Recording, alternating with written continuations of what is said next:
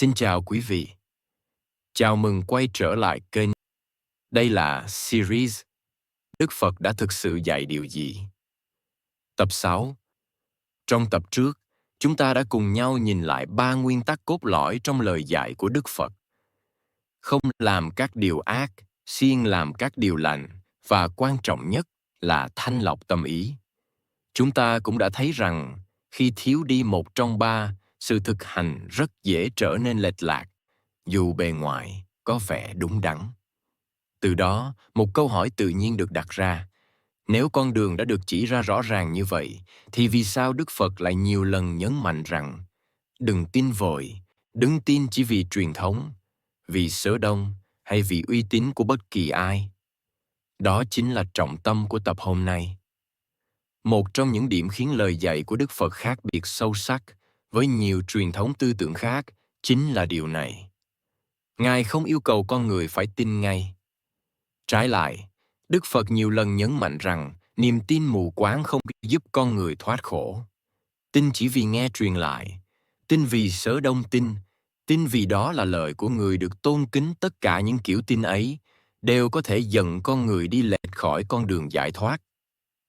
Đối với Đức Phật, điều quan trọng không phải là tin mà là thầy. Nhưng thầy ở đây không phải là thầy bằng mắt, cũng không phải là hiểu bằng lý luận thuần túy. Đó là thấy bằng trải nghiệm trực tiếp, thấy bằng sự quan sát tỉnh táo đối với chính thân và tâm mình. Vì vậy, khi Đức Phật dạy, Ngài không phủ nhận giá trị của lời dạy hay của người thầy.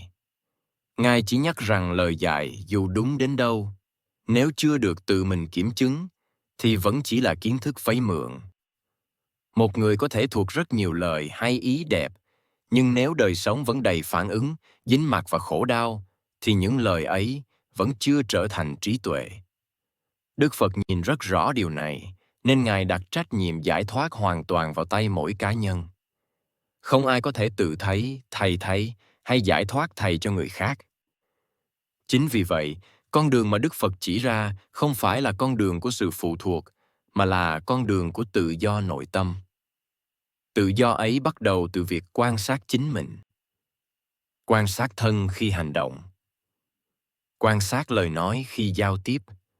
Quan sát tâm khi ham muốn khởi lên, khi giận dữ xuất hiện, khi sợ hãi trỗi dậy. Thay vì vội vàng phán xét đúng sai, tốt xấu, Đức Phật dạy con người hãy nhìn xem. Khi một trạng thái tâm xuất hiện, nó dẫn đến an lạc hay dẫn đến khổ đau? Nó làm tâm mở ra hay cố thạt lại?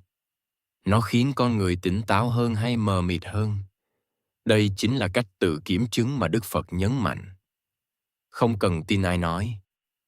Không cần dựa vào quyền uy.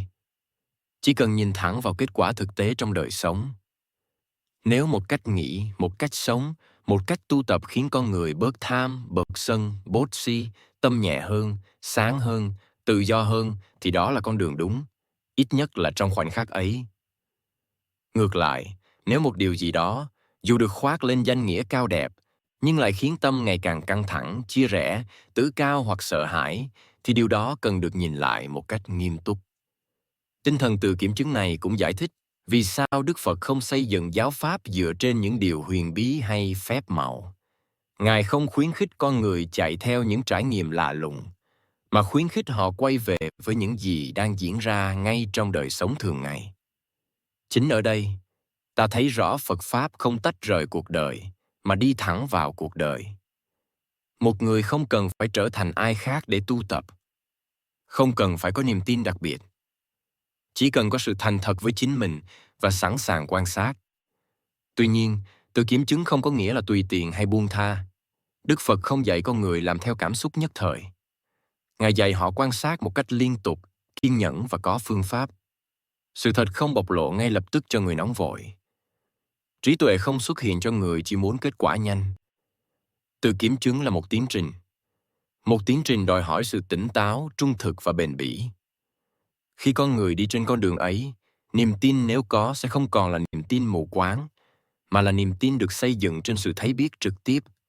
Và niềm tin ấy, theo Đức Phật, không trói buộc con người, mà giúp họ vững vàng hơn trên chính đôi chân của mình. Trong tập này, chúng ta đã cùng nhau làm rõ tinh thần rất đặc biệt trong lời dạy của Đức Phật. Tinh thần tự thấy, tự kiểm chứng và tự chịu trách nhiệm cho con đường giải thoát của chính mình. Đức Phật không trao cho con người một niềm tin để bám víu, mà trao cho họ một phương pháp để tự mình quan sát và thấy biết. Nhưng khi đã hiểu tinh thần tự kiểm chứng ấy, một câu hỏi sâu hơn sẽ xuất hiện. Nếu Đức Phật không trả lời mỗi câu hỏi, không giải thích mọi vấn đề, thì đâu là điều Ngài xem là thực sự quan trọng?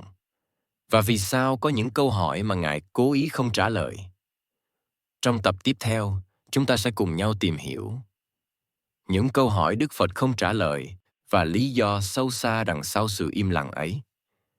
Xin cảm ơn quý vị đã đồng hành cùng kênh Trí Tuệ Phật Học. Xin chúc quý vị luôn mạnh khỏe, an nhiên giữa đời thường. Hãy nhấn like và subscribe kênh để không bỏ lỡ những nội dung hữu ích tiếp theo nhé.